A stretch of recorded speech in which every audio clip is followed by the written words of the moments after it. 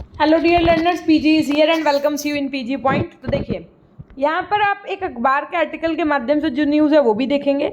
आज हम इस वीडियो में आपसे डिग्री वाली भी बात कर रहे होंगे। आपके कुछ कॉलेज के स्टूडेंट्स हैं जिनके मैसेजेस आए कि मैम डिग्री के लिए रुपए मांग रहे हैं, तो क्या वो भी सही है देना या नहीं, और उसके साथ में कि अब जो एग्ज़ाम्स हैं उनकी प्रिपरेशन कैसे करनी है, इसके विषय में चर्चा करेंगे। क्योंकि मोड और ये सब तो क्लियर हो गया है, लेकिन एक एक्सपेक्टेड डेट क्या हो सकती है वो उसके विषय में भी चर्चा करेंगे। ठीक है, तो आइए समझते हैं।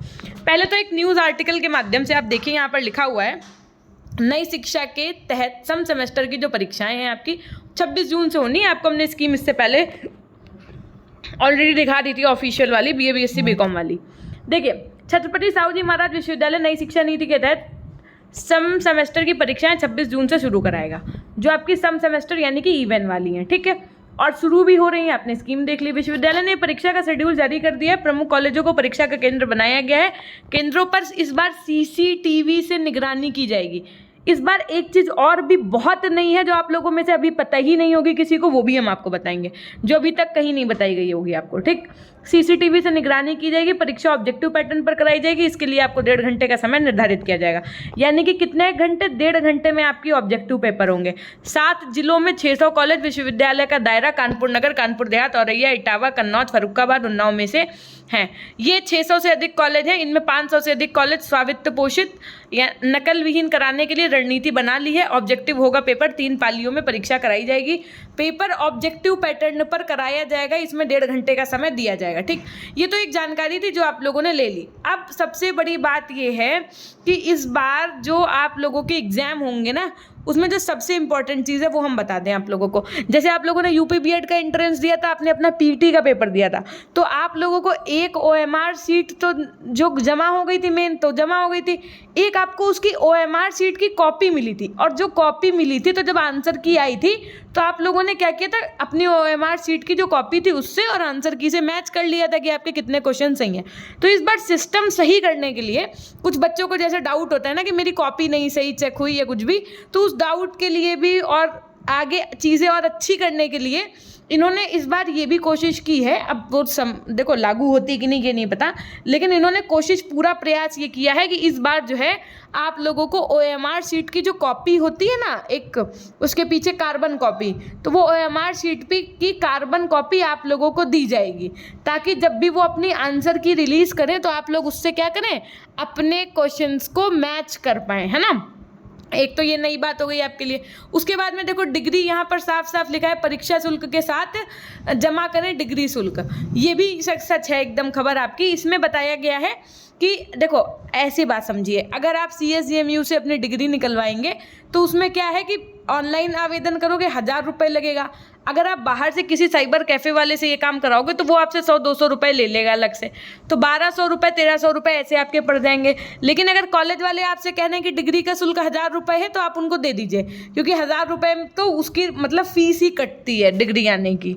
ठीक है, डिग्री की बात कर रहे हैं, मार्कशीट की नहीं। मार्कशीट तो कॉलेज वालों का उत्तरदायित्व है कि वो आपको दें। डिग्री की मैं बात कर रही हूँ। डिग्री का 1000 रुपये लगता है मंगवाने में। आप लोगों में से कुछ ऐसे बच्चे होंगे जिन्होंने अपने BA BSc BCom की डिग्री भी नहीं मंगवाई होगी, तो अब चाहे आप आवेदन करके दिखवाइएगा जा करके अपने कैफ़े में जो पास हो कि वहाँ हमको BA BSc BCom वाली डिग्री मंगानी है, तो देखो वो बताएगा आपको 1000 रुपये डिग्री का और 200 रुपये साइबर कैफ़े वाला ले लेगा, तो 1200-1300 रुपये लगभग लग जाएगा आपका। ठीक, तो एक तो खबर आपकी ये हो गई। उसके बाद में एग्ज़ाम कब होंगे ये बताने से पहले हम आपको बता दें कि जिन बच्चों को फ्री क्लासेस नहीं मिल रही हैं, आप लोग एक बार यूट्यूब पे पीजी पॉइंट सर्च करिए। उसके बाद में देखो, आप लोगों को यहाँ पर होम वीडियो शॉर्ट्स लाइव के बगल में इधर प्लेलिस्ट का ऑप्शन मिल जाएगा। तो जो आप लोगों को प्लेलिस्ट का ऑप्शन मिल जाएगा, यहाँ पर आपके पास पाठ्यचर्या विकास की प्रक्रिया हो गया, है ना, आपके जो भी सब्जेक्ट्स हैं उनकी पूरी प्लेलिस्ट मिल जाएगी। और इस बार हमने आप लोगों को अभी 300 से ज़्यादा MCQs की मैराथन करा दी है, ताकि आप एक वीडियो के माध्यम से अपनी पूरी तैयारी को कर पाएँ चैप्टर वाइज। तो वो आपने क्लास नहीं देखी है तो देख लीजिएगा, उसकी PDF free of cost he available है। मैम कहाँ अवेलेबल है? हमने कहा पीजी पॉइंट ऐप इंस्टॉल कर लीजिए अपने फ़ोन में और रेफरल कोड में पीजी पॉइंट डाल दीजिए। ये जो आपने क्वेश्चन हमने यहाँ यूट्यूब पर करवाए, उसके अलावा अगर आप 1300 से ज़्यादा क्वेश्चन की प्रैक्टिस करना चाहते हैं जो कि हैंड रिटन फॉर्मेट में इस तरीके से आपको मिलेंगे। अच्छा, ये तो आपका दूसरा पेपर है, पेपर नंबर 3। जो ये आपका पेपर 3 है उसके क्वेश्चन है ये। इसी तरीके से आपके पेपर 1 के भी क्वेश्चन अवेलेबल हैं, इसी तरीके से आपके पेपर नंबर 2 के, ये आप देख पा रहे हैं पेपर 1 के भी क्वेश्चन अवेलेबल हैं। कुछ बच्चों ने कहा कि मैम हम पूरा कोर्स नहीं लेना चाहते हैं, मतलब नोट्स नहीं लेना चाहते, नोट्स मैंने खुद बनाए हैं, हम सिर्फ और सिर्फ क्या लेना चाहते हैं, MCQs लेना चाहते हैं। तो अगर आप लोग यूनिट वाइज केवल MCQs लेना चाहते हैं ना, तो वो भी अवेलेबल है सभी सेमेस्टर वाले बच्चों के लिए, चाहे आप सेकंड सेमेस्टर में हो चाहे आप फोर्थ सेमेस्टर में हो। केवल MCQs 1300 से ज़्यादा है MCQs, ये सब कुछ अवेलेबल है। PG पॉइंट ऐप पे आइएगा। अगर आपको ओनली मतलब MCQs चाहिए कि हमको पूरा कोर्स नहीं चाहिए, तो आप सीधे ई नोट्स के सेक्शन में आइएगा। अगर आपको नोट्स के साथ में वो भी चाहिए तो आप भैया यहाँ पर देखिए 1300 से ज़्यादा MCQs EVS का मिलेगा। ये आपका तकनीकी परिप्रेक्ष्य का MCQs है। उसके बाद में ऐसे ही आप स्क्रॉल करिएगा, यहाँ पर 11 नहीं यहाँ पर 13 कर दीजिए। 1300 से ज़्यादा MCQs आपके पेपर 1 के हैं, है ना। इसी तरीके से सब कुछ अवेलेबल है, बस आपको अपने फ़ोन में PG पॉइंट ऐप इंस्टॉल करना है। कुछ लोग कहते हैं कि मैम ऐप से नहीं पढ़ पाएंगे, क्यों नहीं पढ़ पाएंगे, आप इंस्टाग्राम का भी मैं टाइमिंग देख लूँ, यूट्यूब का टाइमिंग देख लूँ, तो उसमें इतने सारी चीज़ें हैं, वो सही आप पढ़ लोगे। तो एप्लीकेशन से पढ़ने में क्या दिक्कत है भाई। ई नोट्स में आप जैसे ही क्लिक करोगे तो यहाँ पर आपको पेड ई नोट्स के बगल में सी ऑल का ऑप्शन दिखेगा, आपको सी ऑल पे क्लिक करना है। सी ऑल पे क्लिक करने के बाद में जैसे ही आप स्क्रॉल करोगे तो देखो 1300 से ज़्यादा क्वेश्चन पेपर 1 के, 700 के लगभग क्वेश्चन आपके पेपर 3 के, उसके बाद में 850 के आसपास क्वेश्चन होंगे आपके पेपर 2 के। इस तरीके से आपके सब कुछ चीज़ें अवेलेबल हैं, बस आपको PG पॉइंट ऐप इंस्टॉल कर लेना है।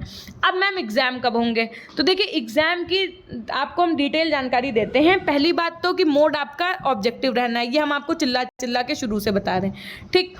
उसके अलावा 99 पॉइंट जितने 9 लगा पाओ, इसलिए हम ये बात कह देते हैं कि मैम आप 0.1% क्यों छोड़ देती हैं, क्योंकि ऑफिशियल उन्होंने नहीं कहा, अखबार के आर्टिकल और बाकी आप ऑफिशियली स्कीम तो देख ही चुके हैं, तो ऑब्जेक्टिव ही होना है, आप ये मान लो, है ना।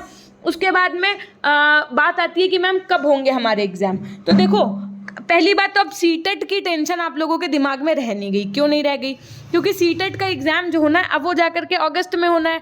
तो अब पहले जो एग्ज़ाम इससे पहले वाले हुआ था तो ऑनलाइन हुआ था, उससे पहले भी ऑनलाइन हुआ था, तो अलग अलग शिफ्ट में होता था। तो ये टेंशन रहती थी कि कहीं सीटेट का एग्ज़ाम और बीएड के सेमेस्टर का एग्ज़ाम क्लैश ना हो जाए डेट, और एक बार ऐसा हो भी चुका है, डेट क्लैश हो भी चुकी है। तो इस बार ऐसा ना हो, और उसके बाद में इतने ज़्यादा ऑनलाइन सेंटर्स नहीं मिल पाते हैं जितने आवेदक हो जाते हैं, तो इस वजह से ऑफलाइन एग्ज़ाम, इस वजह से सीटेट जो है इस बार जो एग्ज़ाम होगा वो आपको ऑफलाइन मोड में होगा।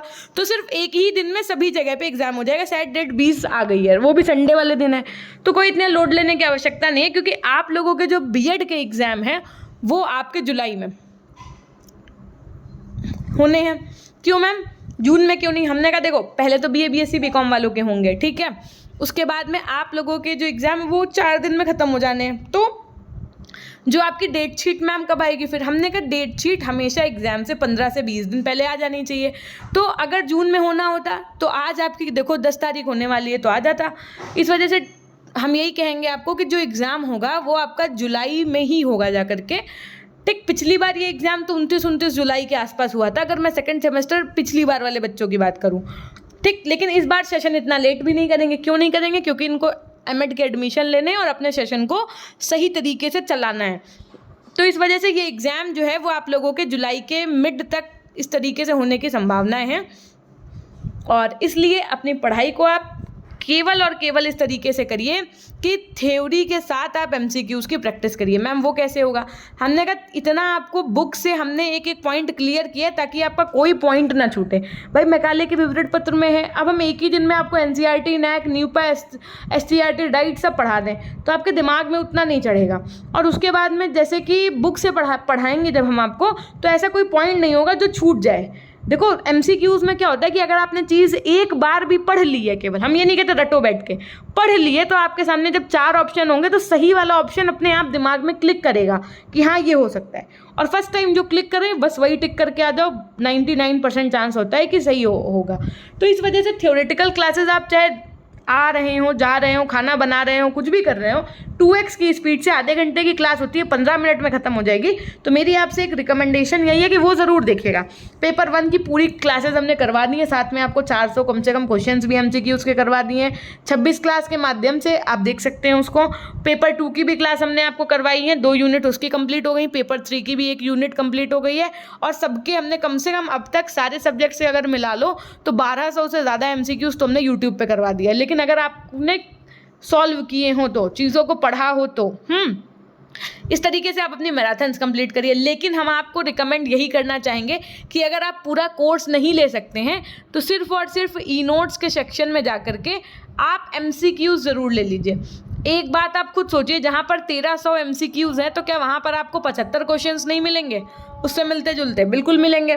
तो अभी तक आप अगर विश्वास करते हैं तो ये आपका अंतिम सेमेस्टर होने वाला है, आप लोग ले सकते हैं। और अगर सेकेंड सेमेस्टर वाले बच्चे ये वीडियो देख रहे हैं तो उनके लिए मैं सीधा रिकमेंड यही करूँगी कि पेडागोजी के लिए किसी के चक्कर में नहीं पड़िए, आप किसी की नहीं सुनिए, सिर्फ अपनी मन की सुनिए और पेडागोजी की किताब ले लीजिए, जो कि बहुत ज़रूरी है। क्योंकि पिछली बार बहुत बच्चों का पेपर ऐसा था जो कुछ पेडागोजी का टफ आया था, कुछ ईजी आया था।